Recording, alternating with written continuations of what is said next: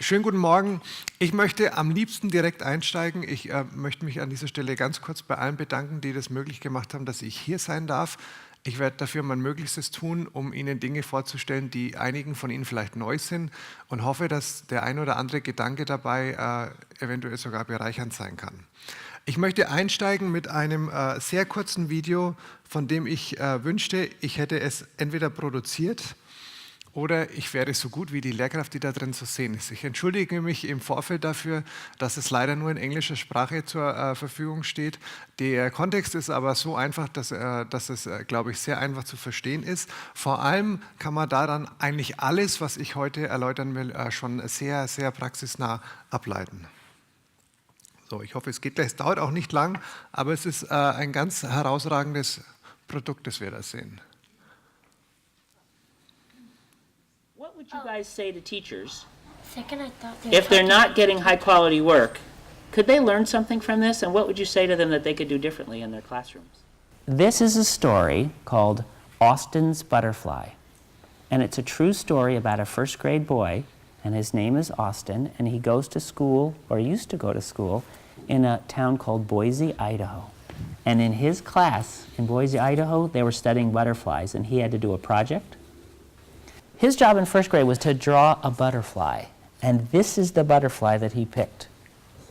Austin had to use this photograph as his model, and he had to draw an accurate scientific drawing of this butterfly. This is called a tiger swallowtail. I knew it! Can you tell, Toby, why it's called tiger? Because it kind of have the stripes of the tiger right there. Good. So here was Austin's job. He was supposed to do a scientific drawing of that butterfly. But remember, Austin was only in first grade. And you know what he did? He forgot to look like a scientist carefully. He got his paper and he just started to draw the image of a butterfly that he had in his head. And he wasn't looking like a scientist, and so this is what he drew. Whoa. It's not bad, and it is a butterfly, but does it look exactly like this? No. No, it doesn't yet. It doesn't look exactly like this yet. And so they didn't look at this and say, "Good, Austin, you're done." They said, "Austin, good start. Now we can start giving you critique so you can do a second draft and make it better, and a third draft and make it better, and you can make it much, much closer to this." And he was ready to go. All of the first graders in his critique group sat on the floor like you guys are, and they decided to split their advice into two kinds. First, just the shape of the wings. And then when the shape was right, they'd give him advice about the pattern inside the wings. Alia, what would you say? You can make it much pointier. Good. These wings could be much pointier. Who else would add something? Atak, what would you say? How about the angle? Because, not to be mean about Yes. the angle, it's just not exact, so... Okay, so show me. Come on up here, Atak. Show me what you would ask him to do slightly differently. like to make it a little longer, Longer where? Draw where you would do it. right there. Okay, so pull this out longer. Yeah. That's very specific, Atak. Thank you. Jamila, what would you say? It's like a triangle. Good. Jamila, I love that. So you're saying more like a triangle shape. And I agree. Well, you know what? Those first graders came up with most of those same ideas. And you know what Austin said? He said, "Okay, I'll go try." And he went back to his seat and he drew this. Wow. Does this look more like a triangle? Yeah. Yeah. Did he go out further, like Atak was suggesting? Yes. Did he add some jaggedness here, Yes. like Cindy? Did he get rid of that bottom thing? Yes. So he did listen to his friends, and he made it better. It's not perfect. Toby, what would you say? I'd say don't put those little tail things so pointed in. I'd say put them more pointed down. Good. Okay, and Ethan, what would you say? I think you should make the wings like this, not like just like... Okay, he listened to his friends, and they said, "This is really a lot better, Austin. That second draft really is better." Yeah, maybe you can make the third one. Good. Maybe he could make a third draft. And so he did this draft. That's the third draft. That's his third draft, Hadley. That's just right. Elijah, what do you notice there? Well, one wing's more pointed than the other, and that side is a little bit higher than the others. Good. Coburn? Right here, It doesn't have the inside thing still. Ah, okay. Needs a little bit more of that notch. So, do you think maybe he should do a fourth draft? Yeah. Well, that's just what he said. He said, shoot, okay, I got round again. I'll go back and do a fourth draft. Listen. He listened. Does it look more even like Elijah was suggesting? Yes. Yeah, and does it look like it's coming out a little sharper, like Cindy was suggesting? And like Attack was saying, it's a little, the angle looks a little better. So now Austin was feeling really good. He said, am I ready to add some pattern? And they said, okay, why don't you try adding some of the pattern? And he did. He's good at it. He is so good. And then they said, Austin, you're ready for color. Let's look at his last draft. And what do you think? Did it come out really good? Yeah. Yeah. Actually looks way. What do you think about how much progress he made? And Tak, what would you say about his progress? He made like a lot of progress. He persevered doing it. His friends were honest with him. What was it about the kinds of advice that they gave that allowed him to get better each time? Hassan? Well, they told him what was wrong about it. Did they say it's just wrong, or were they more specific than that? They were more specific, but they weren't mean about it. Great. Hadley. He made 6 drafts. And so is that something that other kids should learn from? What should we learn from that? We can make other drafts if it's not right. Good. So if it's not right, you can keep doing more drafts to make it better. You just don't use things in your head. You want to use a sharp eye. Good. He used the eyes of a scientist. Great. Der Grund, jetzt muss ich noch eine Sekunde zurückgehen. Ich wollte genau hier halten. He used the eyes of a scientist.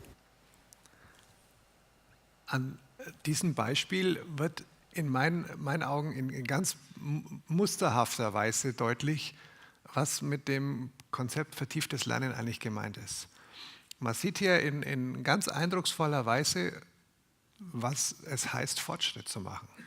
Was ich versuchen möchte heute zu tun, ist Ihnen zu zeigen, was das bedeuten kann für den Kontext Lernen, für den Kontext Lernen in 2 Sprachen.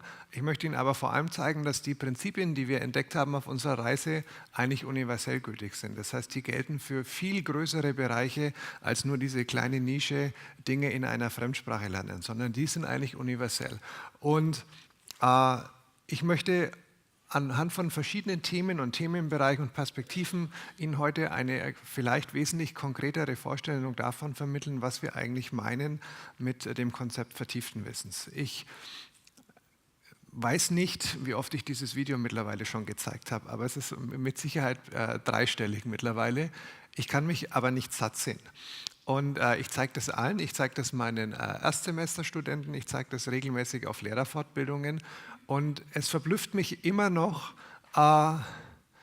warum wir eigentlich darüber diskutieren müssen, dass das doch der wünschenswerte Zustand sein soll. Also warum müssen wir noch ernsthaft darüber diskutieren, dass Schule so sein sollte, wenn wir in der Praxis, in meiner Ausbildung war es auch so, ich bin explizit dazu angeleitet worden, immer nur in der linken oberen Ecke zu arbeiten.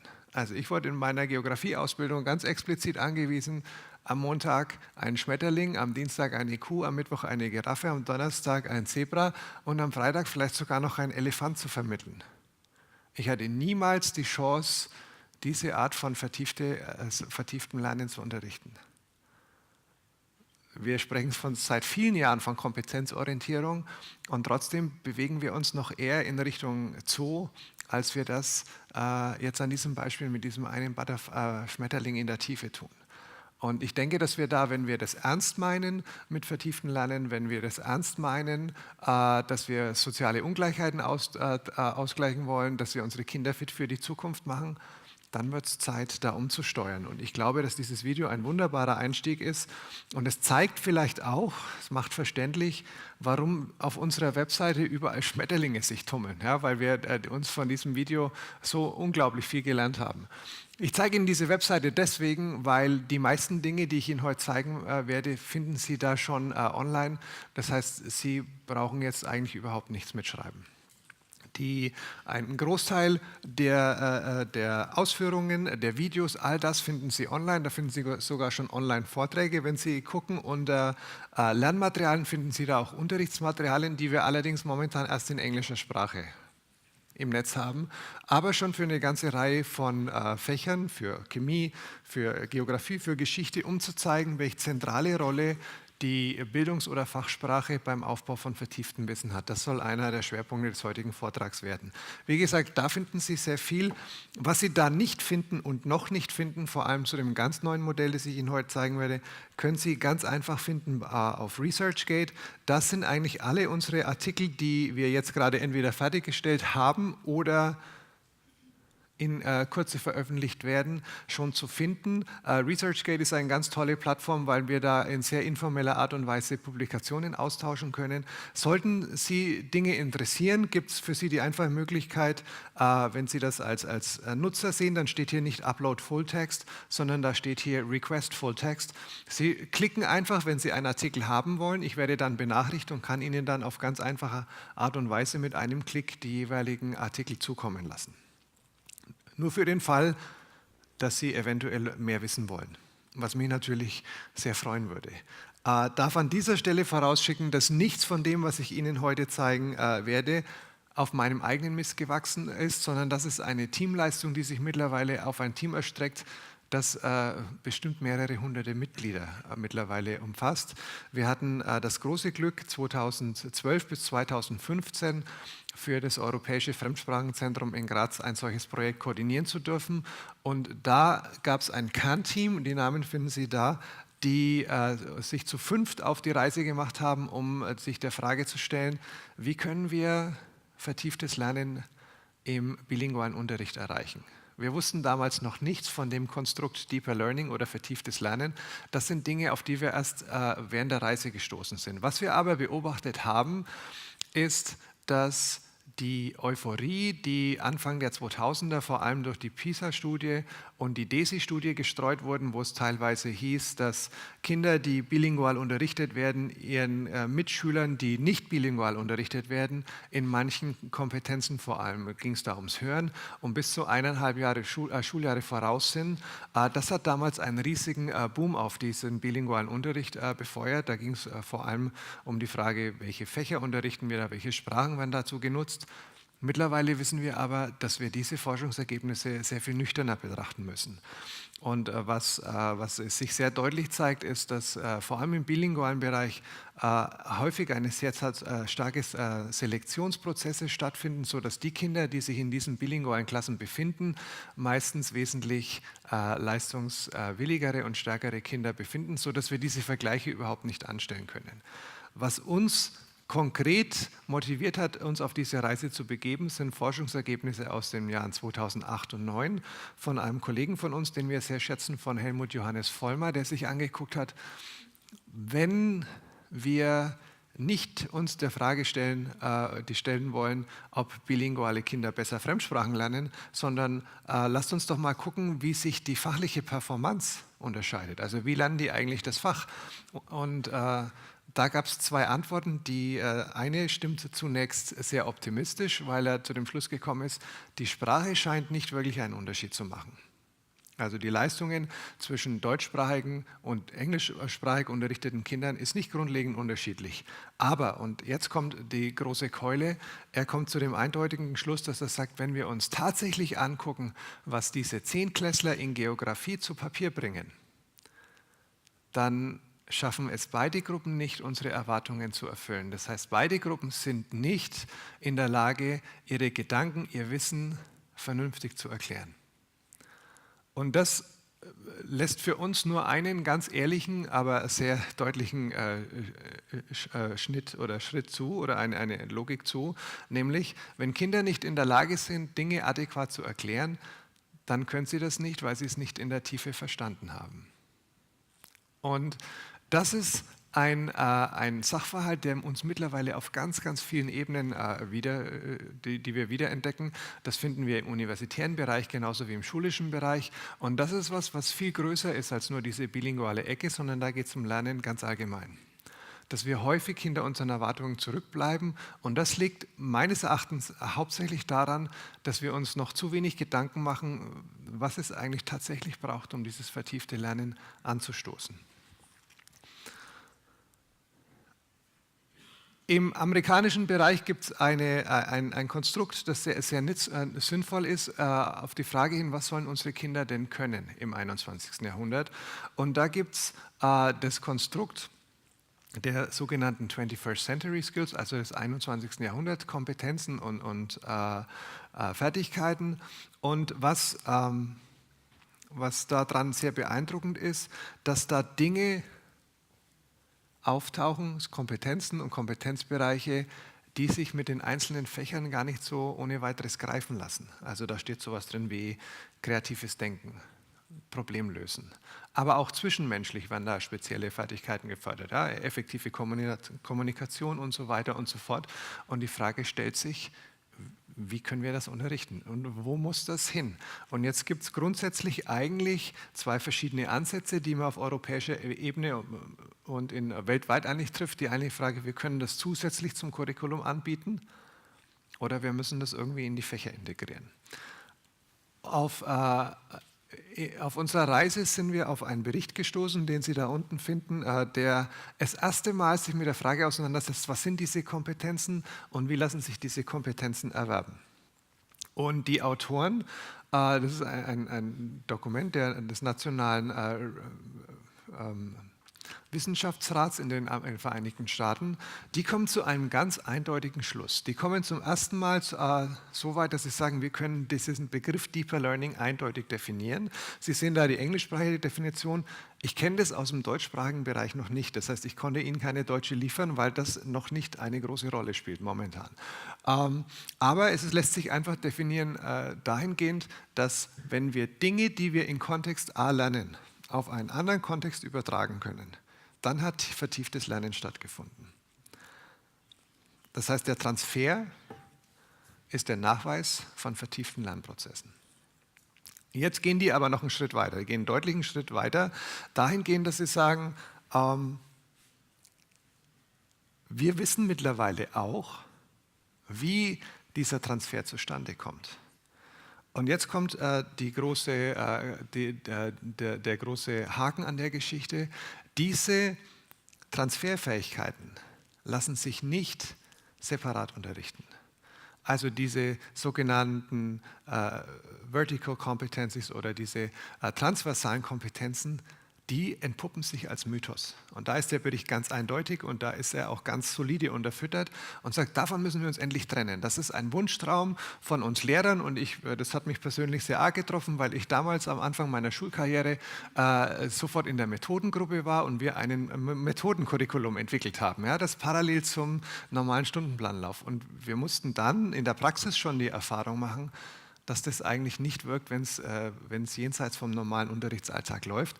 Und da findet man jetzt den eindeutigen Nachweis, warum das so ist. Das heißt, wenn wir diese ganzen Zukunftskompetenzen aufbauen wollen, dann nur über die vertiefte Auseinandersetzung mit Inhalten, Methoden im Fach.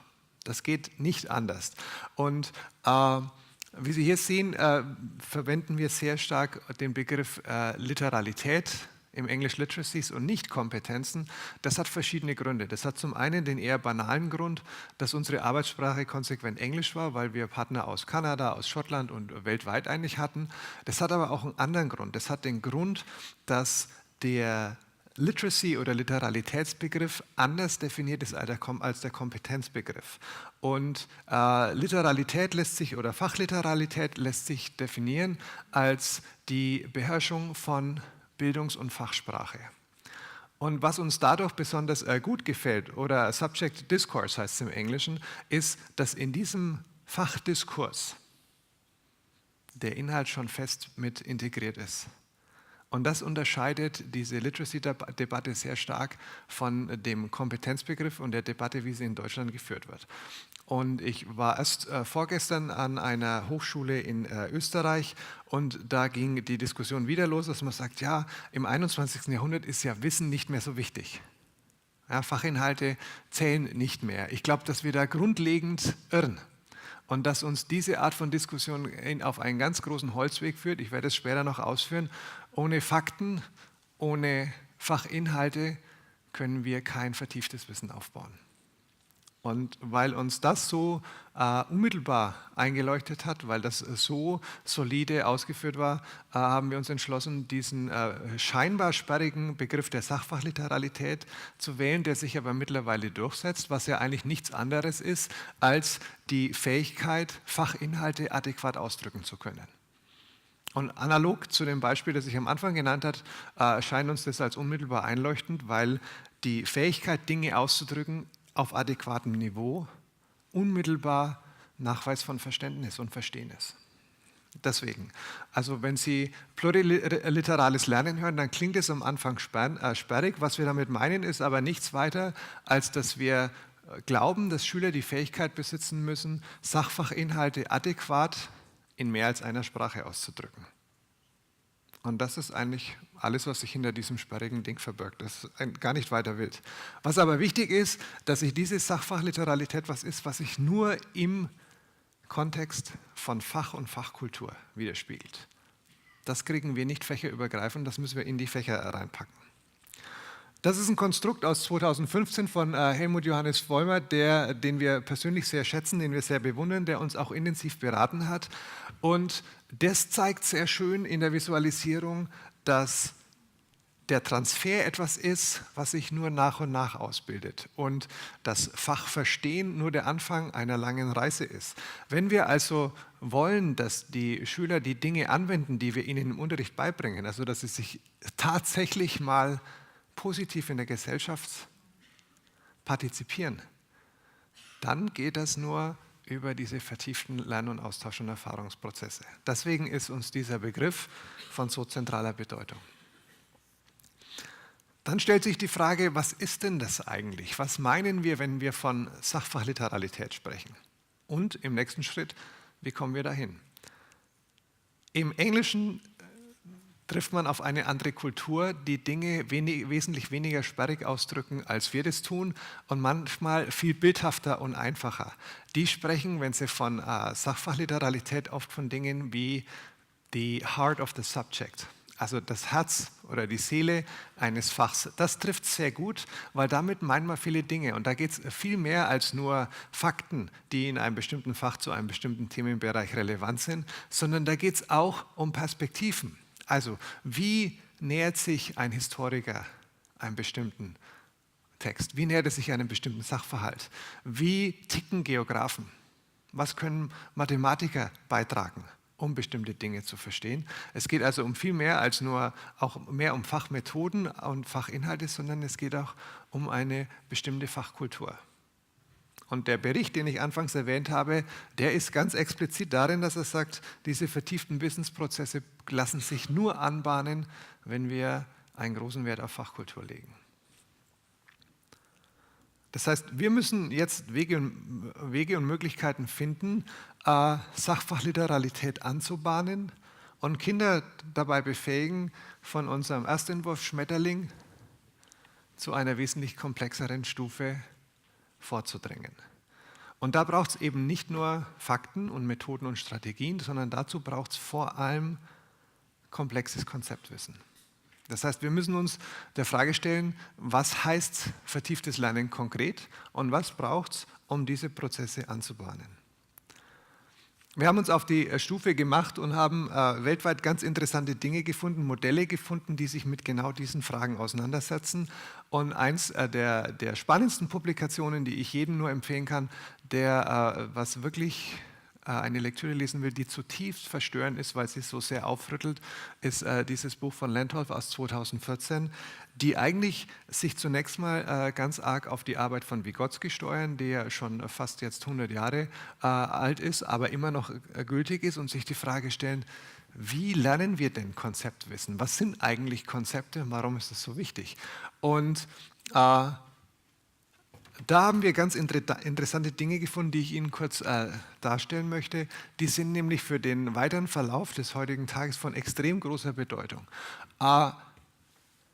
Wenn Kinder mit neuen Themen konfrontiert werden, dann ist es zunächst mal eine Ansammlung von nicht miteinander verbundenen Fakten und Beobachtungen.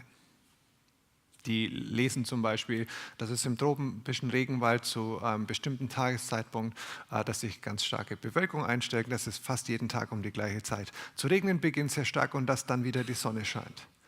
Das sind Dinge, die nicht miteinander irgendwie verknüpft sind. Das sind zunächst mal nur Beobachtungen.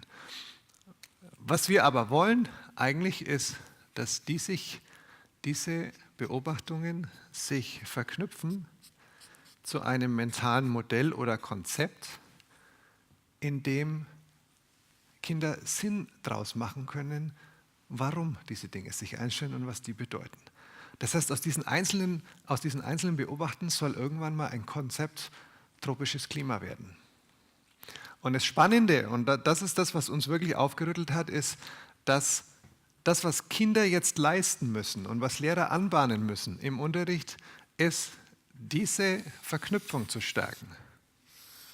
Denn nur wenn diese Verknüpfungen gestärkt werden, kann dann der nächste Schritt irgendwann mal sowas passieren, dass sich da ein Konzept bildet, das sich irgendwann von dem ursprünglichen Kontext löst und sich woanders andocken lässt. Dann haben wir die dritte Stufe, die mentale Stufe des Konzepterwerbs, der dann auch wieder Transfer einschließt, erreicht. Und jetzt, warum zeige ich das alles? Ich zeige das deswegen, weil der Kleber oder Kit, mit dem Lerner diese mentalen Modelle zusammenfügen, Fachsprache ist. Das geht nur durch Sprache. Kinder müssen lernen, diese Zusammenhänge zu sehen und auch auszudrücken. Deswegen spricht Vygotsky, deswegen spricht Lentolf von der Notwendigkeit, dass wir Dinge zunächst mal in einer materiellen Phase begreifen müssen. Ja, da ist das Deutsche ganz wunderbar, weil dieses Begreifen ja eine sehr starke handlungsorientierte Phase mit einschließt. Ja, das geht im Englischen ganz schwer, aber im Deutschen ist dieses Begreifen unmittelbar einleuchtend. Wir müssen also mit einer materiellen Phase beginnen. Das kann im Idealfall mit tatsächlichen Handlungen beginnen, dass wir Experimente machen, dass wir als Geografen Löcher graben, dass wir messen und so weiter und so fort. Das geht aber auch, indem wir mit Karten arbeiten. Es geht aber darum, dass wir Daten in irgendeiner Weise manipulieren und gewinnen. Wenn jetzt aber auf diese Begreifensphase, auf diese materielle Phase keine Phase sich anschließt, in der Kinder angeleitet werden, ihre Erfahrungen zu verbalisieren, zu versprachlichen, dann passiert genau das nicht und die Kinder gehen heim mit einem Eindruck von unisolierten Fakten und weil die nicht verbunden sind, werden die innerhalb von kürzester Zeit vergessen. Die machen nämlich keinen Sinn, also entsorgt unser Gehirn diesen Ballast. Das ist ganz einfach. Ich habe das unzählige Male auch selber im eigenen Unterricht erlebt, dass wir uns wahnsinnig viel Mühe gegeben haben, Dinge zu erforschen, dass wir Internetrecherche gemacht haben. Und als ich sie dann gebeten habe, mir zu schildern, was wir in der letzten Stunde gemacht haben, dann sagen die häufig nur, keine Ahnung, irgendwas mit Internet, und am Schluss hat der Tobias was vorgestellt. Ja, aber die Inhalte waren komplett weg. Und ich glaube jetzt im Nachhinein, dass es daran liegt, dass wir genau darauf viel zu wenig Wert gelegt haben. Das ist also für den Moment ganz zentral. Wir kommen da später zurück, wie das genau funktioniert. Aber Konzept, Wissen und Aufbau funktioniert genauso. Das heißt, wir brauchen diese zwei Phasen. Ich habe vorgestern einen Didaktiker getroffen, der sagt, verstehen, begreifen und erklären sind eigentlich zwei Phasen von der gleichen Medaille oder zwei Seiten der Medaille. Und wir brauchen beide Dinge. Wir brauchen die Handlungsorientierung genauso, wie wir diese Versprachlichung brauchen. Und das zeigen auch diese Modelle ganz klar, die sagen, ohne eine von den beiden ersten Phasen funktioniert es nicht. Wenn wir nur handlungsorientiert arbeiten, funktioniert die Konzeptbildung nicht. Und wenn wir nur sprachlich arbeiten, das heißt, wenn wir auf gut Deutsch unsere Kinder permanent zutexten, dann machen die im besten Fall nichts anderes, als uns nachzuplappern. Aber auch das wird nicht dazu führen, dass sich vertieftes Wissen aufbaut. Es geht aber noch einen Schritt weiter und der ist noch wesentlich signifikanter. Wenn wir Kinder dazu bringen, Dinge präziser zu erklären, dann helfen wir auch beim Verstehen. Das heißt, diese Art von Spracharbeit ist nicht nur der Nachweis von Verständnis, sondern es ist auch der unmittelbare Schlüssel, um an der Kognition der Kinder zu arbeiten und diese Kognition zu stärken. Und das ist für Lentolf so bedeutend, dass er sagt, daraus erwächst eigentlich ein pädagogischer Imperativ, dass wir sagen, die Kinder, die aus Schichten und aus Haushalten stammen, wo ihnen bestimmte Elemente der Kognition fehlen, weil die nicht mit dieser Art von Sprache aufgewachsen sind, weil bestimmte kognitive Operationen eben nur entstehen im Dialog, die haben nur uns. Die hängen von unserer Hilfe ab. Und wenn wir ihnen diese Hilfe verweigern, dann bilden sie sich diese Fähigkeiten gar nicht aus. Gleichzeitig glauben wir aber in einer Zeit, wo jeder von der Plastizität unseres Gehirns spricht, dass wir eigentlich permanent da andocken können. Nur wenn wir es eben nicht tun, wenn wir diese Kinder allein lassen, dann werden wir diese Klüfte, die sich da auftut, auch nie überbrücken. Das hat also eine ganz große Bedeutung, was da hinter diesem Konzept und den Wegen des Konstruktaufbaus steckt. So, vertieftes Lernen heißt also vertieftes Konzeptwissen aufbauen. Vertieftes Lernen heißt aber noch mehr. Vertieftes Lernen heißt auch, dass wir Fertigkeiten automatisieren. Das ist der zweite Schritt. Wir wollen, dass die Kinder in der Lage sind, bestimmte Fertigkeiten besser auszuführen. Und wir haben uns ganz lange mit der Frage beschäftigt, wie funktioniert denn das? Wie werden solche Fertigkeiten ausgebildet? Und da gibt es eine ganz spannende Erkenntnis, die uns sagt, dass wir zwei verschiedene Speicher in unserem Gehirn haben. Dass wir also einen Regelspeicher in unserem Gehirn haben, der leider an einer ganz anderen Stelle sitzt als der Anwendungsspeicher, wo wir Dinge automatisiert abrufen können. In einem Sprachkontext mache ich das gern mit dem Beispiel he, she, it, es muss mit. Also nur weil Kinder das sagen können, heißt es noch lange nicht, dass sie es anwenden können. Und es liegt daran, dass die zwei Dinge nicht miteinander verbunden sind. Also diese Feststellung habe ich auch schon als junger Lehrer getroffen, dass es nicht funktioniert. Das hat mich dazu animiert, und das bin ich wahrscheinlich nicht der Einzige im Land, noch mehr Grammatikarbeit zu machen. In der Hoffnung, dass viel Übung viel hilft. Ich weiß jetzt, warum ich so falsch lag. Weil ich habe mich praktisch die ganze Zeit nur im dunkelblauen Bereich bewegt, aber viel Übung im dunkelblauen Bereich tut überhaupt nichts für den hellblauen Bereich. Das heißt, wir müssen da komplett umdenken. Wir müssen sehen, dass wir, wenn wir diese Fertigkeiten trainieren wollen, dann brauchen wir ein viel komplexeres Verständnis als Lernprofis von der Frage, was heißt eigentlich Übung genau? Und was gibt es für verschiedene Arten von Übung? Da gibt es diese isolierten Übungen, die wir sehr gern nutzen in Form von Lückentexten. Da gibt es aber auch diese komplexen Übungsformen, die heißen, im Englischen nennen die das Controlled Practice und Communicative Practice. Im Deutschen haben wir diese Dualität eigentlich nicht. Im Deutschen sprechen wir dann von Übung oder Kompetenzaufgaben. Wichtig ist aber, dass wir aufhören müssen, die gegeneinander auszuspielen, sondern sagen, wir brauchen für verschiedene Phasen jeweils die eine oder die andere Übungsform. Wir sind momentan nicht in der Lage zu sagen, wir brauchen 50 Gramm davon und 25 Gramm davon, aber wir können wahrscheinlich sagen, dass wir mehr von dem hellblauen brauchen als von dem dunkelblauen. Aber ohne dunkelblau geht es nicht. Und die entscheidende Erkenntnis ist, es gibt keinen direkten Weg vom Anwendungsspeicher zum Regelspeicher und andersrum, aber Automatisierung ist was wir unbedingt brauchen. Das gilt für alle Fertigkeiten, für das Autofahren genauso wie es fürs Klavierspielen. Es braucht Zeit, bis sich das automatisieren lässt. Wenn es aber automatisiert ist, dann braucht es natürlich viel weniger Aufmerksamkeitsressourcen und dann habe ich diese Ressourcen frei für andere Dinge. Sie können sich bestimmt daran erinnern, an Ihre ersten Fahrstunden, das ist furchtbar kompliziert. Also Anfahren am Berg ist am Anfang deswegen so schwer, weil es unglaublich viele Dinge sind, die gleichzeitig ablaufen müssen.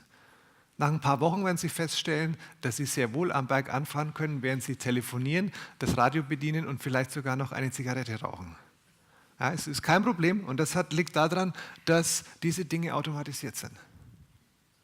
Das heißt, das ist ein ganz zentraler Prozess. Wenn wir aber ernst machen wollen mit vertieften Lernen, dann müssen wir das verstehen. Und da müssen wir zum Beispiel verstehen, welche Art von Feedback in welcher Art von Übungsphase besonders wichtig ist. Wir müssen also hundertprozentig professionell werden, wenn wir die Kinder entsprechend anleiten wollen.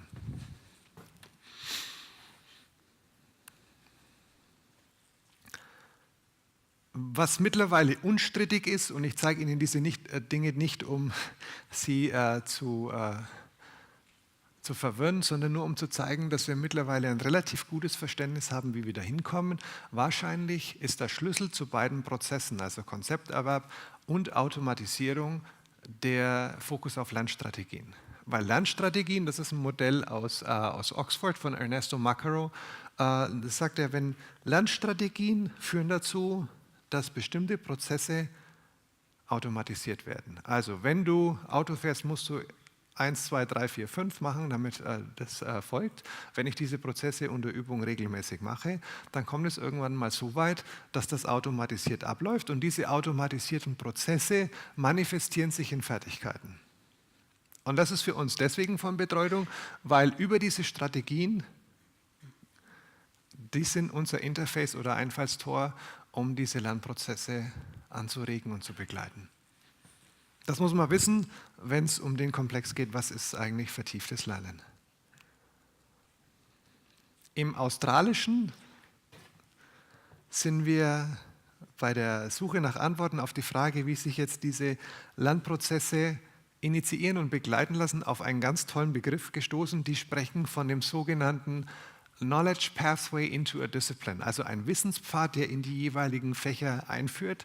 Die sprechen auch von Apprenticeship, also to apprentice a student into a discipline, also ein Schüler anleiten, dass er Teil von dieser Wissenschaftsgemeinde wird, dass er Teil des Faches wird, dass er da systematisch initiiert wird. Und da gibt es dieses Bild vom Lehrling, der auf seinem Weg in das Fach zur Meisterschaft angeleitet wird. Und das ist ein wunderschönes Bild, weil es eben nicht heißt, dass wir von oben runter akademisch tun, sondern es geht darum, die Kinder auf ihrem jeweiligen Niveau abzuholen und ihnen aber zu zeigen, systematisch, wie unsere Fächer funktionieren.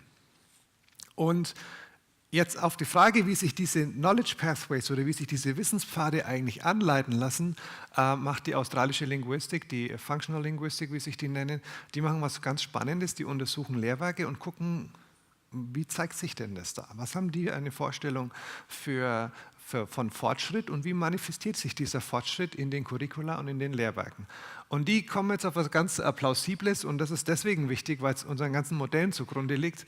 Die sagen, wenn wir fachliches Handeln anschauen, dann zeigt sich für ganz viele Fächer, dass das in 4 grundlegenden Dimensionen abläuft. Nämlich, das ist immer das fachliche Handeln, ja, das Doing Science, Doing Geography, Doing History. Das ist die Frage, was mache ich denn dann mit diesen Daten, die ich zum Beispiel in einem Experiment gewinne? Wenn ich in Biologie am Boden erzähle in einem bestimmten Rahmen, wie viele Lebewesen da sich bewegen, wenn ich in Geografie ein Loch in den Boden grabe oder einen Stein klopfe und gucke, was dabei rauskommt, was mache ich mit diesen Daten? Also wie beschreibe ich das, wie kategorisiere ich das, wie klassifiziere ich das? Und letztlich die Frage, was mache ich mit diesen Daten? Ich muss erklären, ich muss Sinn stiften, um dann im Idealfall mit diesem Wissen irgendwas zu machen. Ja, zu argumentieren, andere Wissensstände herauszufordern. Und so kommt da eigentlich eine Lernspirale in Gang, die man eigentlich in 3D visualisieren müsste. Das konnte ich nur noch nicht. Ja, wir haben jetzt endlich jemanden gefunden, der uns hilft, das zu tun. Aber man muss sich das vorstellen, im Idealfall als spiralkurrikularer Prozess, der da abläuft. So, und wo das jetzt wirklich bedeutend ist, ist dahingehend, dass die zeigen können, wenn man mit einem anderen Blick auf Sprache geht, dass jede von diesen 4 Dimensionen, also das fachliche Handeln, das Beschreiben und Organisieren, das Erklären und das Argumentieren, jeweils einem Texttyp zugeordnet wird, den diese Fächer nutzen, um dieses Wissen aufzubauen und dieses Wissen zu kommunizieren. Das scheint zunächst furchtbar verwirrend zu sein, aber da hat sich für uns eine neue Welt aufgetan, weil wir da Dinge entdeckt haben, die uns überhaupt nicht vorher bekannt waren. Wenn Sie das Kleingedruckte lesen können, dann sehen Sie zum Beispiel, dass in dieser Spalte Erklären, da finden sich verschiedene Arten von Erklärungen. Jetzt meine ich, dass ich mein Leben lang im Geschäft des Erklärens bin und habe da entdeckt, dass ich mich noch nie intensiv mit der Frage auseinandergesetzt habe, was ist denn eigentlich Erklärung? und was macht denn eigentlich eine Erklärung gut?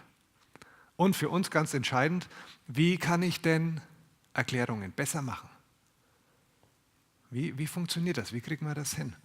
Und ich zeige Ihnen gleich, was das in meiner Klasse ausgelöst hat, aber was man da sieht, ist, dass es ganz verschiedene Muster gibt, um Dinge zu erklären. Wenn Sie Schülern, wenn Sie Vorschülern zuhören, wenn Sie Dinge erklären, dann geht es häufig nach einem Muster, das wie folgt aussieht. Erst haben wir das eine gemacht und dann ist das andere passiert. Das ist ein ganz typisches Muster, das hören Sie hin bis zum Abitur. Das ist auch nicht schlecht, das hat aber ein großes Problem.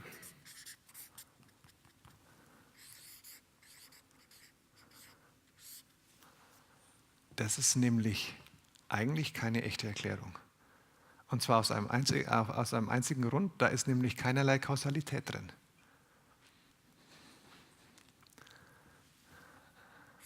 Das heißt, das versteckt sich in der Tabelle hinter temporalen Erklärungsmustern.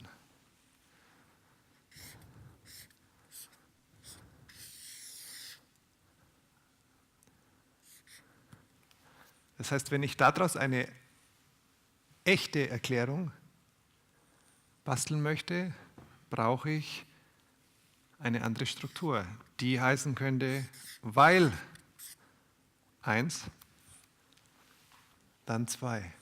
Und plötzlich ist es überhaupt nicht mehr temporal, sondern jetzt ist es kausal. Und jetzt passiert was, und das ist das, was wir Lehrer dann, glaube ich, wirklich sehr, sehr gut können, wenn wir mal die Strukturen verstanden haben. Dann können wir die sehr, sehr gut vermitteln. Ja, dann können wir sagen, oh, ich brauche hier also eine Ursache und eine Wirkung und ich muss mir überlegen, mit welcher Sprache die miteinander verknüpft sind. Dann kann ich den Kindern plötzlich sagen, guck mal, so geht Erklären. Jetzt ist es aber so, dass ja die Welt leider nicht immer so einfach ist, dass Dinge nur eine Ursache und eine Wirkung haben und deswegen gibt es verschiedene Muster. Da gibt es zum Beispiel solche Muster, dass eine Ursache ganz viele Auswirkungen hat. Oder dass ganz viele Faktoren letztlich zu einer Finanzkrise oder einem Weltkrieg führen. Oder, weil die Welt natürlich viel komplizierter ist, gibt es Mischformen, dass wir verschiedene Ursachen und verschiedene Wirkungsgefüge haben. Was das aber jetzt zeigt, und das war für uns ein ganz großer Durchbruchmoment, ich kann, wenn ich Schülern aufmerksam zuhöre oder deren Äußerungen sehr aufmerksam lese, sehen, anhand der Muster, die sie benutzen, auf welchem Niveau die sich mit ihren Erklärungen bewegen. Und kann dann ansetzen und sagen, schau mal, ich helfe dir, das besser zu machen. Ich glaube, dass da ein Schritt und ein Schlüssel liegt zu einer Art von fachlichen Differenzierung, die wir uns in der ganzen Komplexität noch gar nicht erschließen können. Aber da können wir sagen, ich helfe dir beim Verstehen. Ich habe das selber erfahren in einer meiner Geografiestunden, nämlich nachdem wir uns in Graz getroffen hatten, hatte ich mit meinen Achtklässlern wieder ganz normale Geografie und ich mache das mal ein bisschen größer, dass Sie es sehen können. Und die Stunde fing an mit einer Zusammenfassung von, ich glaube, 2 Wochen sehr projektorientiertem Arbeiten, genau zu diesem tropischen Klima. Und das war eine Erklärung, die mir Schüler geliefert haben am Ende von dieser Projektarbeit. Und ich habe zum ersten Mal verstanden, warum mich das nicht zufriedengestellt hat. Und ich habe auch verstanden, warum die Schüler auf meine Fragen, warum ist es so, nicht antworten konnten. Weil ich mich in einem kausalen Muster bewegt habe und die Schüler in einem temporalen verhaftet waren. Und deswegen haben wir nicht zueinander gepasst. Als ich aber dann mit dieser Info, die ich Ihnen gerade geschildert habe, als mit dieser Info ins Klassenzimmer kam, ist es mir plötzlich wie Schuppen von den Augen gefallen, was wir da jetzt tun können. Das heißt, wir müssen genau das thematisieren. Wir müssen denen zeigen, wie man aus dieser Grundlage etwas Besseres macht. Ja, wie in dem Video, was heißt, good Austin, good start. Aber jetzt zeige ich euch, wie es besser geht. Und das heißt, wir haben dann angefangen zu arbeiten und ich habe zu denen gesagt, hat euch eigentlich schon irgendjemand mal erklärt, was eine gute Erklärung ist? Was überhaupt eine Erklärung ist? Und dann sagen die, nee, es meckern nur alle, dass wir nicht erklären können, aber es sagt uns keiner, wie es geht. Und dann habe ich gesagt, also gut, wir brauchen grundsätzliche Zutaten, wir brauchen Ursache und Wirkungen, müssen uns dann überlegen, wie wir diese Dinge zusammenfügen. Und dann sind wir drauf gekommen, dass wir zum Beispiel kausale Muster brauchen und so weiter und so fort. Und dann sind wir auf diesen unteren Satz gestoßen, weil sich die Luft erwärmt, dehnt sie sich aus und steigt auf. Jetzt haben wir eine umgangssprachliche Erklärung, die in Ordnung ist, weil sie diese Grundanforderung erfüllt. Ja, die hat Ursache, Wirkung und verknüpft es. Die Frage ist jetzt, ist damit schon Genüge getan? Weil man könnte jetzt argumentieren, dass da eigentlich noch keine fach- oder bildungssprachlichen Elemente drin sind. Deswegen haben wir weitergemacht und haben gesagt, so, was können wir jetzt noch tun, um das besser zu machen? Und haben gesagt, wenn wir wissenschaftlich sprechen, dann machen die ja noch ganz andere Dinge. Die nutzen Fachsprache, also Fachbegriffe, und die wissenschaftliche Sprache ist auch anders konstruiert als die Alltagssprache, dass da zum Beispiel sehr viele Nominalisierungen drin sind. Dass Kinder nominalisieren können, das weiß ich mittlerweile von eigenen, die machen das in der 4., 5. Klasse, nur wird ihnen nicht erklären, wo der Sinn von der Nominalisierung liegt, sondern die nominalisieren, weil das halt ein grammatischer Prozess ist. Wir können das aber nutzen, um präziser auszudrücken. Und wenn uns diese Prozesse mal geläufig sind, dann können wir wesentlich präziser Wissen vermitteln. Und können dann Sätze bauen wie den: Die intensive Sonneneinstrahlung am Äquator bedingt verursacht eine starke Erwärmung der Luftmassen, die daraufhin aufsteigen. Das ist wesentlich dichter als das, was wir am Anfang gelesen haben. Und ich würde argumentieren, wenn Schüler sich so ausdrücken können und jetzt kommt gleichzeitig in der Lage sind, von der Fachsprache in die Alltagssprache zu wechseln, dass sie dann besser verstehen. Und was wir realisieren, was wir an dem Tag, was mir ganz bewusst geworden ist, ist die Tatsache, dass diese Art von Bildungs- und Fachsprache für alle Kinder Fremdsprache sind. Das heißt, kein Kind wird geboren mit der Fähigkeit, diese Dinge auszudrücken. Manche Kinder haben das Glück, in Elternhäusern aufzuwachsen, wo ihnen das näher gebracht wird. Andere Kinder haben das nicht. Meine Frau ist Sonderpädagogin, die arbeitet jetzt in Rheinland-Pfalz nicht mehr an einer direkten Förderschule wie in Bayern, sondern ist jetzt in den Grundschulen, um den Inklusionskindern zu helfen. Und die sagt, ich habe häufig Schüler, da wird man meinen, die sprechen fließend Deutsch. Die verstehen kein Wort von dem, was ich im Unterricht spreche, weil die meine Bildungssprache nicht sprechen. Das ist für die wie ein anderes Universum. Mit dem sind sie nicht aufgewachsen. Das ist aber ganz zentral, weil manche kognitive Operationen wie Analogiebildung nur über diese sprachliche Unterstützung ausgebildet werden. Wen das interessiert, das ist in dem Landorf-Buch ganz toll beschrieben. Die finden also in der russischen Taiga, konnten die noch Völker finden, die überhaupt ihre Kinder nicht in Schulen schickten, und haben mit denen ein ganz spannendes Experiment gemacht zur Analogiebildung. Die sagen, in Russland gibt es 2 Arten von Bären. Da gibt es die braunen und da gibt es die weißen. Je weiter nach Norden wir kommen, desto mehr weiße Bären wirst du treffen. Stadt X liegt ganz im Norden, äußersten Norden Russlands. Welche Farbe haben die Bären? Und die verblüffende Antwort, dass die Stammesältesten gesagt haben, da müssten wir jemanden hinschicken, um das rauszufinden. Weil diese Art von Analogiebildung nicht automatisch in uns angelegt ist. Das sind Dinge, die nur die Schule leisten kann. Und wenn Kinder jetzt das Pech haben, dass sie in Familien geboren wurden, wo das nicht mit in die Wiege gelegt wird. Wir haben mittlerweile auch erfahren, es liegt gar nicht so sehr an der Tatsache, dass viel oder wenig gelesen wird, sondern wie gelesen wird. Also wie um die Texte Sinn gestiftet wird. Wenn beim Märchen heißt, findest du eigentlich fair, wie das passiert ist? Oder was glaubst du, wie es weitergeht? Dann werden genau diese Prozesse in die Wege geleitet und angebahnt.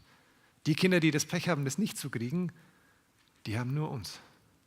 Und wenn wir uns den verweigern, dann lassen wir die von vorn bis hinten im Stich, ohne dass die dafür irgendwas können. Das ist die Bedeutung, die dahinter steckt.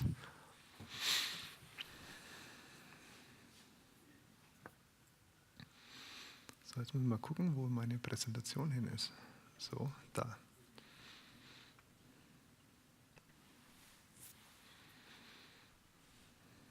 So, jetzt geht's weiter. Ich habe hier schon das Problem, ich habe das heute noch mal auf Folie gezogen, weil ich nicht wusste, ob wir so eine Flipchart bekommen. Jetzt haben wir die aber was da dahinter steckt, ist Folgendes. Das können wir nur schaffen oder konnten wir nur schaffen, weil wir festgestellt haben, dass die Art und Weise, wie wir uns Sprache nähern, festgelegt wird durch den Sprachbegriff, den wir haben.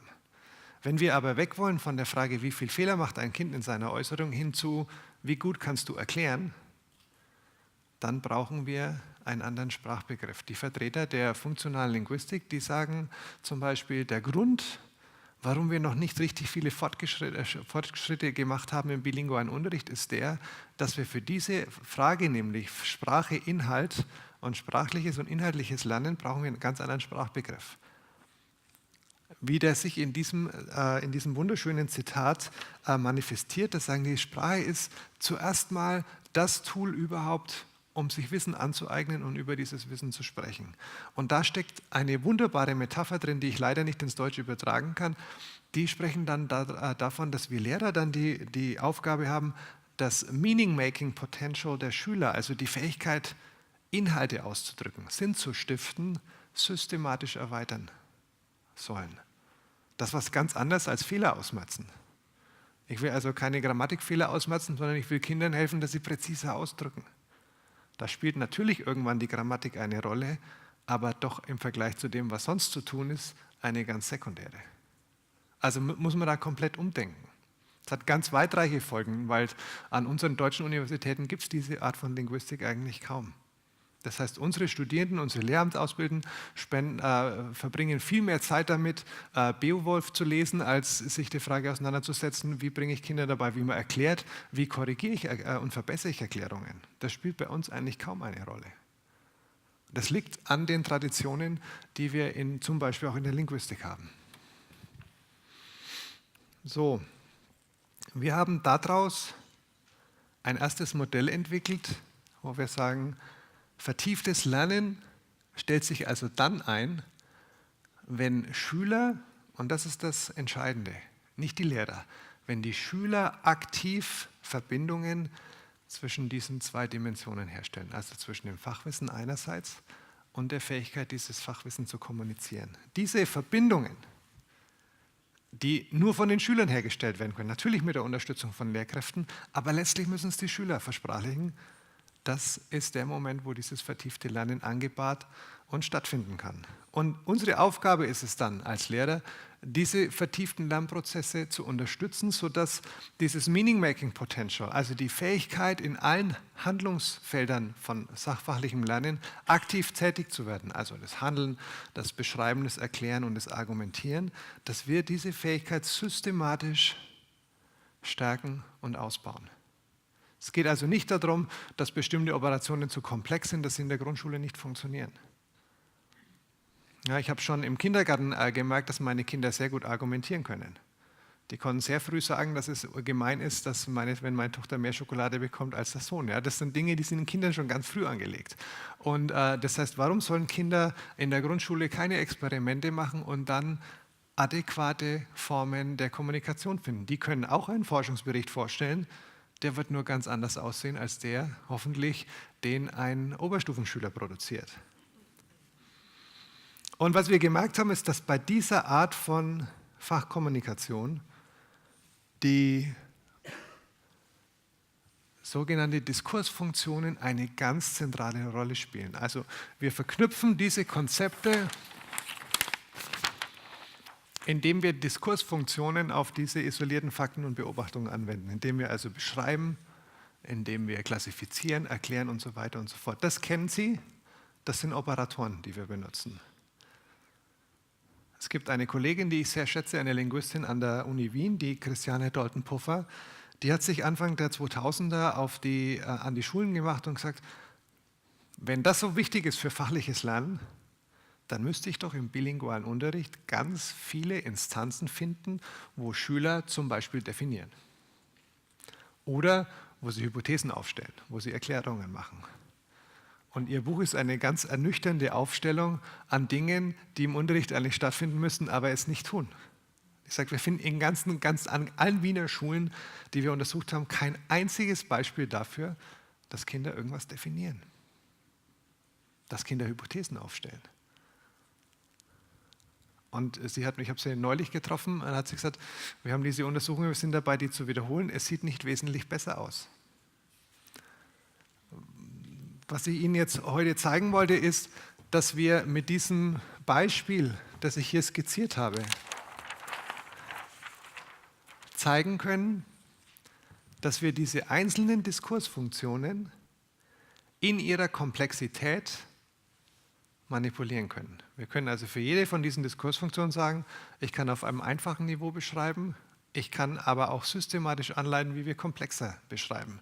Ich kann das für Erklären tun, ich kann das auch für Definieren, ich kann das sicherlich auch fürs Argumentieren tun. Das heißt, wir müssen unsere Schüler in die Lage versetzen, aus Fakten und Beobachtungen Modelle zu bauen. Ja, das heißt, die Kinder können schon in der Grundschule ihre Laborberichte schreiben. Ich muss aber natürlich voraussetzen, dass das auf einem ganz anderen Niveau stattfinden wird, als das später der Fall ist. Wir müssen dafür sorgen, dass die ein vertieftes Wissen kriegen, dass die zunehmend mehr Fertigkeiten automatisieren, sodass die Produkte, die herstellen, mit zunehmendem Fortschritt sich dieser fachlichen Dimension, dieser technischen Dimension annähern. Das ist unser Job. Versucht das in eine Folie zu pressen. Jetzt muss ich mal kurz fragen, wie viel Zeit habe ich noch? 20 Minuten plus Fragezeit oder ohne? Dann muss ich jetzt gucken, wie viel Ziehharmonika wir spielen dürfen. Ohne. Also inklusive Frage. Also gut, wir haben es schon fast. Was ich nur sagen, war mir nur wichtig, dass ich das einschätzen kann.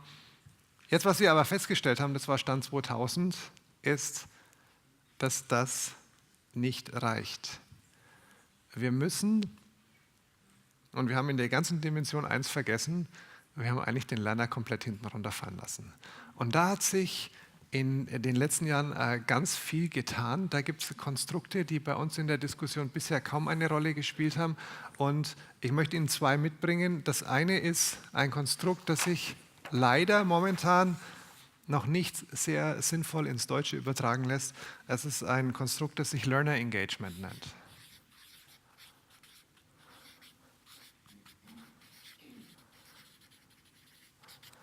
So, jetzt muss ich mal suchen. Ich habe das eigentlich versucht aufzubereiten. Ich habe nur aus irgendeinem Grund keine... Ja, wir springen jetzt einfach mal.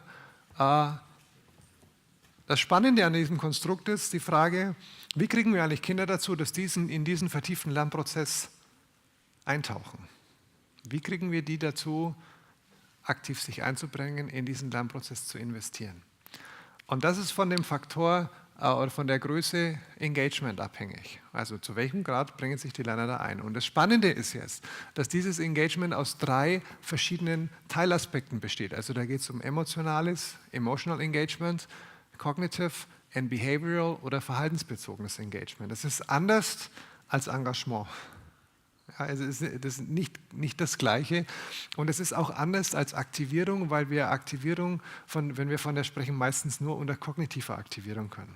Aber kognitiv aktiviert sein reicht nicht, beziehungsweise werden Lerner nur dann kognitiv aktiviert sein, wenn diese emotional oder emotionale Dimension berücksichtigt ist. Also Lerner, die sich nicht wohlfühlen, die sich unter Druck fühlen, die Angst haben vom Lehrer, die Angst vor Fehlerkorrektur haben, die sich in der Klasse ausgegrenzt fühlen, die werden sich nicht in diesen Lernprozess in gleicher Weise einbringen. Und was uns Forschungsergebnisse aus 2015 und 2016 zeigen, ist, dass vor allem kognitives und emotionale Aktivierung oder Engagement ganz wechselseitig miteinander verknüpft sind. Das heißt, ein Kind, das sich eingeschränkter fühlt, das ängstlich ist, kann nicht sich in gleicher Weise und wird sich nicht in gleicher Weise aktiv in den Unterricht einbringen als ein Kind, das sich sicher fühlt.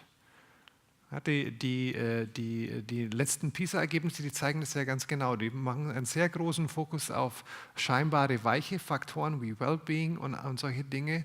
Und hier glaube ich, dass wir einen Erklärungsansatz dafür haben, warum das so ist. Weil diese Dinge miteinander unmittelbar verknüpft sind. Und es geht noch weiter, wenn ein Kind sich nicht wohlfühlt, wenn es ein negatives Selbstbild hat, dann wird es sich nicht aktiv in den Unterricht einbringen. Wenn ein Kind das Gefühl hat, ich kann diese Aufgabe gar nicht schaffen, weil sie viel zu schwer ist für mich, weil ich den Sinn nicht verstehe, dann wird es es nicht tun. Ein schlechtes Abschneiden bei solchen Aufgaben führt aber dazu, dass Kinder eine sehr geringe Selbsteinschätzung haben, dass also ihre Self-Efficacy sehr negativ ist, was wiederum sich negativ auf den ganzen Bereich Engagement auswirkt. Das heißt, das sind Dinge, die wir überhaupt nicht außen vor lassen können, wenn wir von vertieftem Lernen sprechen.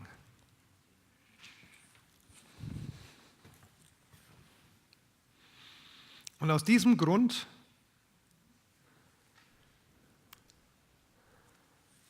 haben wir unser ursprüngliches Modell um 2 Dimensionen erweitert.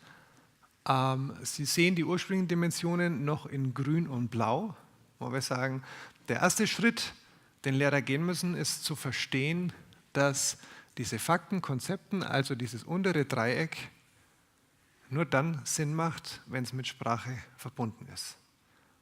Also, Wissenskonstruktion ist unmittelbar mit Wissenskommunikation verbunden. Anders geht vertieftes Lernen nicht. Das steckt nach wie vor da drin, ist nur eine andere Visualisierung. Wir sind gerade dabei, das in 3D zu überführen. Das ist aber sehr schwierig, Leute zu finden, die das können, und die es können und wollen, ist noch schwieriger. Ja? Und deswegen haben wir da eine Schülerkomponente dazu gesetzt, wo wir sagen, es geht darum, dass wir diese Lern- und Leistungsbereitschaft erzeugen und am Leben erhalten. Dazu haben wir uns Psychologen mit an Bord genommen und glauben, dass wir jetzt eines der ersten, vielleicht das erste Modell zeigen können, in dem diese Lehr- und Lernprozesse verschränkt miteinander sind. Ja, wo wir nicht sagen, wir fokussieren uns entweder nur auf den Faktor Lernen, auf den Faktor Lerner oder Lehrer, sondern wir bringen diese Dinge zusammen und legen gleichzeitig einen eindeutigen Schwerpunkt auf die Fachlichkeit. All das ist da drin. Wir glauben mittlerweile, dass wir alles, was wir tun müssen im Unterricht, dass jegliches Feedback, dass jegliche Handlung eigentlich auf den Aspekt Verstehen und Verstehensprozesse anbahnen, abzielen muss.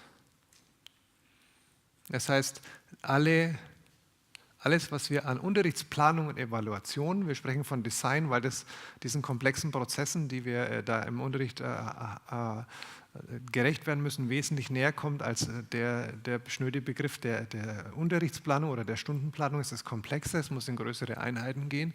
Aber auch die Frage, wie wir unterstützen, wie wir Feedback geben, all das muss letztlich auf diese Prozesse ausgerichtet sein. Und wir können das nicht voneinander isolieren. Und deswegen glauben wir, dass wir vertieftes Lernen wirklich nur dann erreichen, wenn alle diese 4 Dimensionen gleichzeitig aktiv sind. Das ist die Hauptbotschaft des heutigen Vortrags. Das sind die Dinge, mit denen wir uns momentan ganz intensiv auseinandersetzen. So ein erstes Modell, das schon sehr viel Arbeit nach sich zieht, ermöglicht es uns jetzt auch im nächsten Schritt zu sagen, und jetzt fangen wir an, das intensiv zu beforschen. Im Moment laufen gerade 2 Doktorarbeiten. Eine davon setzt sich ganz intensiv in der Frage, wie können wir durch diese sprachliche Unterstützung, wie können wir da vertiefte Lernprozesse im bilingualen Unterricht in Chemie zum Beispiel erzeugen. Also wie funktioniert das tatsächlich? Können wir es messen? Die junge Kollegin, die ich sehr schätze, ist fast fertig und die Ergebnisse, die zeigen, glaube ich, relativ eindeutig, dass das sehr wohl der Fall ist, dass wir da ganz systematisch die Kinder unterstützen können. Ich war neulich an einer Gesamtschule in Kassel und da sind die Lehrer zum Schluss gekommen, Mensch, das, was ihr da in euren Materialien zeigt, das ist schon aufwendig. Aber wenn Kinder eben systematisch unterstützt darin werden, dass sie diese Operation, diese Aufgaben auch sprachlich erledigen können, dann haben die wesentlich weniger Chancen zu scheitern. Das heißt, wir nehmen einfach viel mehr Kinder mit. Dass das aufwendiger ist, ist mir vollkommen klar.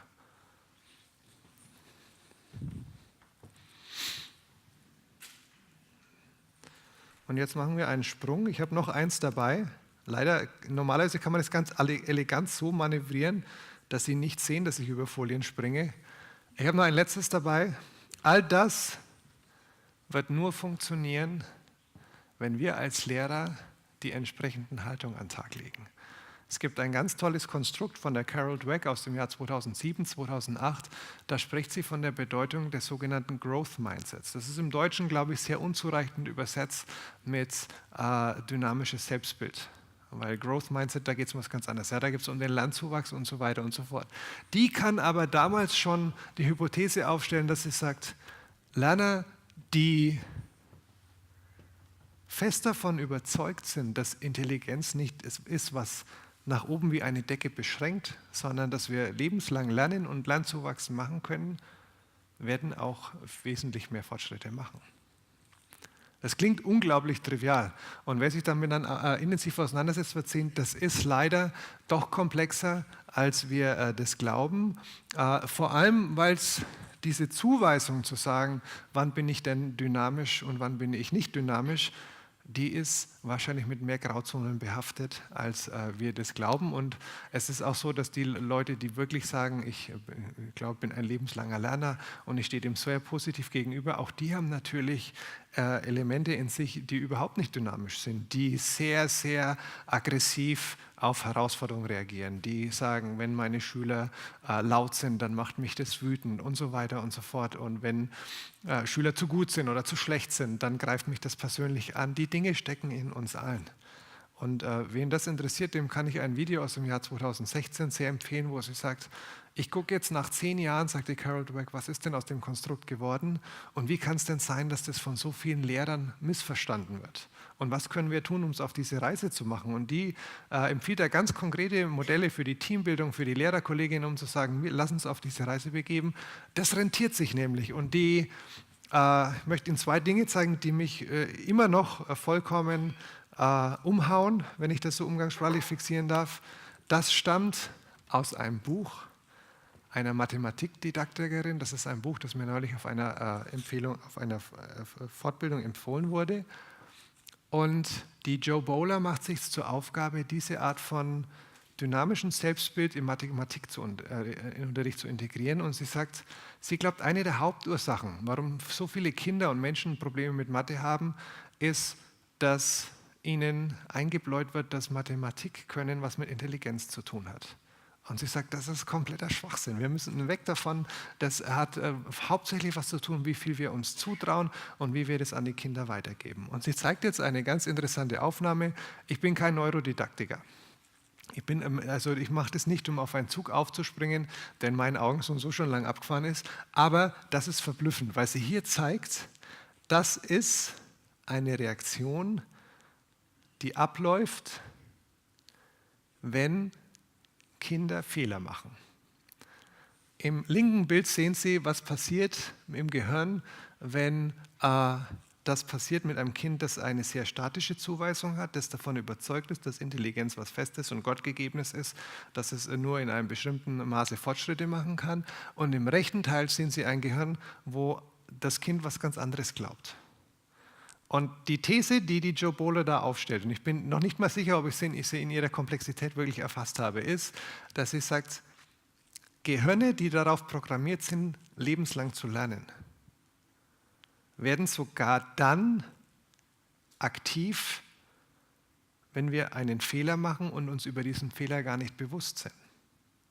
Das Gehirn verarbeitet also unbewusst Dinge, die wir uns bewusst noch gar nicht erkannt haben. Ja, das ist hochgradig faszinierend. Und sie liefert auch jetzt die Daten. Die hatten im letzten Jahr Zugang zu den gesamten Schülertests. Warum die das in Chile gemacht haben, weiß ich nicht, aber vielleicht, weil sie da die Daten bekommen haben. Also zigtausende von Performance-Daten, um dann zu sagen, das ist was wahrscheinlich statistisch als gesichert gelten kann. Und was man hier zeigen kann, sind 2 ganz faszinierende Kurven, nämlich zum einen zeigen die, wie ist die Leistung in Relation zum Einkommen. Und da sieht man, dass es eine ganz klare Korrelation gibt, also dass die soziale Schicht eine ganz große Rolle spielt, aber dass die Frage, wie wir mit diesen Fehlern umgehen, wie wir glauben, welche Rolle Lernen spielt und was uns das ermöglicht, einen signifikanten Einfluss auf die Leistungsfähigkeit der Kinder hat. Das heißt, wenn wir mal den Bereich Sprache oder Mathe nehmen, dass Kinder, die aus den niedrigsten sozialen Schichten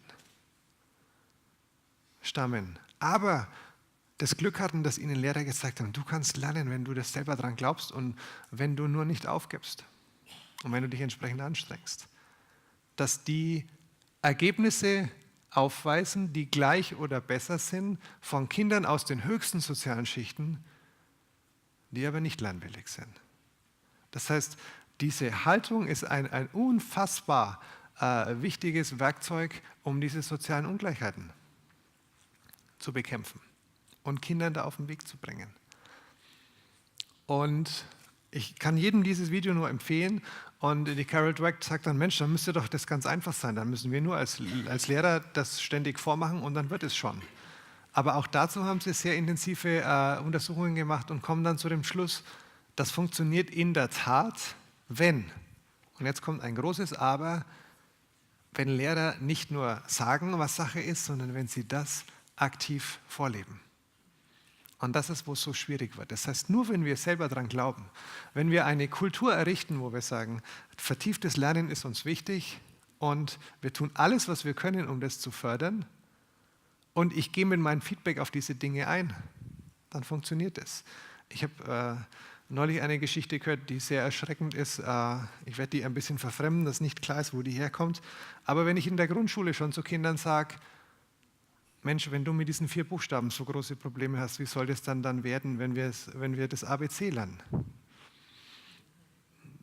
Wenn wir nicht uns bewusst sind, wie viel Schäden wir bei Kindern mit solchen Sätzen anrichten, ja, und gleichzeitig vielleicht ein Bewusstsein dafür entwickeln, wie viel wir Kinder schieben können, wenn wir an die glauben und wenn wir denen das ausdrücken.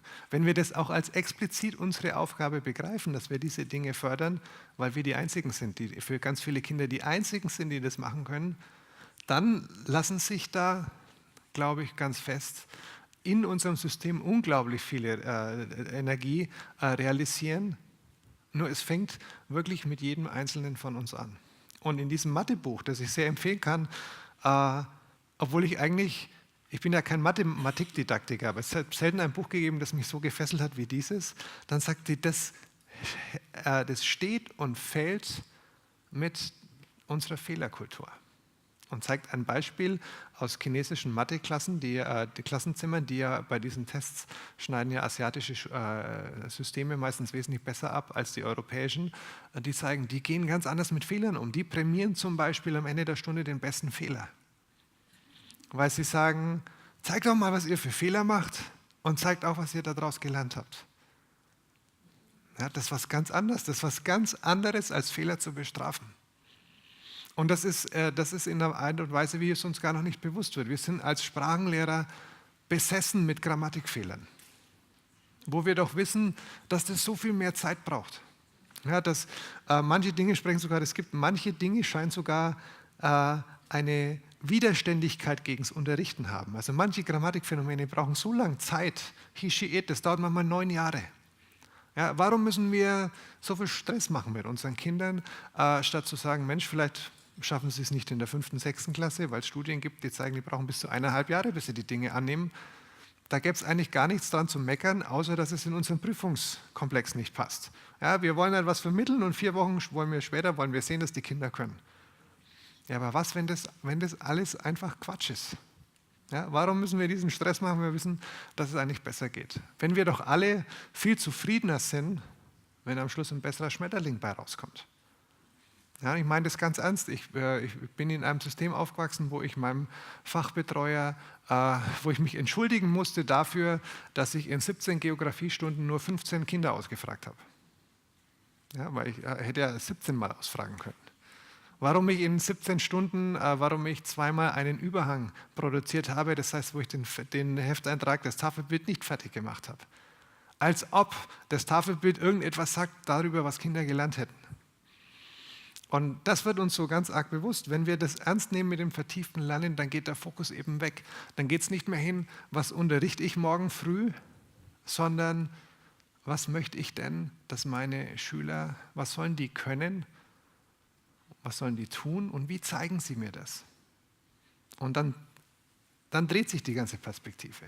Dann ist nicht mehr ich, der einen Haken abhaken kann, wenn er was unterrichtet hat, sondern ich kann den Haken vielleicht dann machen, wenn die Schüler mir zeigen, durch ihre Erklärung, dass sie es richtig verstanden haben. Gestern haben mich Lehrer gefragt, ja, warum sagen Sie das denn nicht den Leuten vom Ministerium? Dann sage ich, das tue ich sehr wohl. Ich weigere mich an der Funktion als Didaktiker zu sagen, ich präsentiere Rezepte, die irgendwie politisch richtig gewaschen sind, weil dieses Verwässern ist was in diesem notwendigen Prozess des Aushandelns meistens ja passiert. Aber wir können nicht Varianten präsentieren, an die wir nicht glauben. Ich glaube also in der Tat, dass wir uns diese entscheidende Frage stellen wollen. Was ist es, was wir in unseren Schulen anbieten wollen? Und die nächste Frage ist, können wir es uns überhaupt leisten, ständig Fastfood zu servieren? Wo wir doch wissen, wie beim Essen auch, wie schädlich das für die Kinder ist und wie wenig bei rumkommt. Und die Herausforderung, vor der wir stehen, dass wir sagen, wir leben in einer alternden Gesellschaft, wir müssen darum kämpfen, dass wir Lehrer gewinnen, dass wir unsere Schüler entsprechend befähigen, die sind ja nicht wegzureden. Und das ist klar, dass das ein Wandel in der Kultur bedeutet, aber ich glaube auch gleichzeitig, dass wir sehr viele sehr positive Trends sehen, die in diese Richtung gehen. Und dass wir es entsprechend schätzen müssen. Ich habe vor 2 Jahren einen ganz tollen Tweet gekriegt, wo einer geschrieben hat, was halten Sie denn von dem Begriff Slow Education? Ja, der ist angelehnt an diese Kultur des Slow Foods, wo man sagt, wir gehen weg von allem, was so schnell ist, wir nehmen uns wieder Zeit und wollen hochwertige Lebensmittel verarbeiten und so weiter und so fort. Ich glaube, dass das für unseren Themenbereich ein ganz zentraler sein soll. Dass wir uns Zeit nehmen zum Verstehen. Ich habe am Dienstag einen Didaktiker getroffen, der gesagt hat, zum aktiven Durcharbeiten von Lernstoff. Das heißt nicht, dass wir eine Wohlfühlpädagogik in der Schule wollen, sondern dass wir uns wirklich aktiv und permanent mit der Frage auseinandersetzen, wie kann ich Lernen befördern und dann im nächsten Schritt bin ich damit zufrieden. Die Gesamtschulen, mit denen ich sehr viel mache, und ich bin an einem Gymnasium groß geworden, ich hatte nie Kontakt mit Gesamtschulen, ja, sondern war ja bayerisch geprägt, was heißt, Gesamtschulen sind schlecht. Aber ich erlebe jetzt was ganz anderes. Ich erlebe, dass die Haltung, die Lehrer dem Lernen gegenüberbringen, wahrscheinlich das Entscheidende ist. Und die ist an Gesamtschulen notwendigerweise anders, weil die es nicht erlauben können zu sagen, wenn du hier nicht mitziehst, dann gehst du einfach woanders hin. Und das ist was ganz grundlegend anderes, was wir Gymnasiallehrer von diesen Kollegen lernen können. Und über diese Auseinandersetzung mit den Gesamtschulen kann ich sagen, das funktioniert. Ja, die nehmen sich die Zeit für die Kinder und ich glaube, dass wir uns da eine ganz große Scheibe abschneiden können. Und zwar glaube ich auch, dass das zu unserer eigenen Zufriedenheit beiträgt. Weil wenn Schüler Dinge präzise ausdrücken können, dann stellt uns doch das als Fachlehrer, macht uns das auch einfach glücklich. Ja? Und wir müssen uns nicht ständig darüber aufregen, dass Kinder nicht erklären können und so weiter. Ich hoffe, dass ich jetzt in diesem kurzen Umriss zeigen konnte, was wir meinen mit vertieften Lernen, dass wir vorsichtig sein müssen, dass wir nicht all die Dinge, die uns irgendwie ein Leben lang am Herzen liegen, jetzt plötzlich in so einen neuen Begriff reinpassen, sondern dass dieses vertiefte Lernen oder Deeper Learning sehr gut definiert ist, dass es sich gliedert in den Konzepterwerb und den Fertigkeitsaufbau, dass das aber gleichzeitig nur stattfinden kann, wenn wir Lernumgebungen schaffen, die den Lerner voll mit integrieren. Ich habe versucht, einmal um diese 4 Felder herumzulaufen und hoffe, dass dabei die ein oder andere Anregung dabei war. Ich bedanke mich ganz herzlich, dass ich die Chance erhalten habe, im Namen unseres Teams das vorzustellen und wünsche Ihnen einen sehr produktiven Tag. Vielen herzlichen Dank.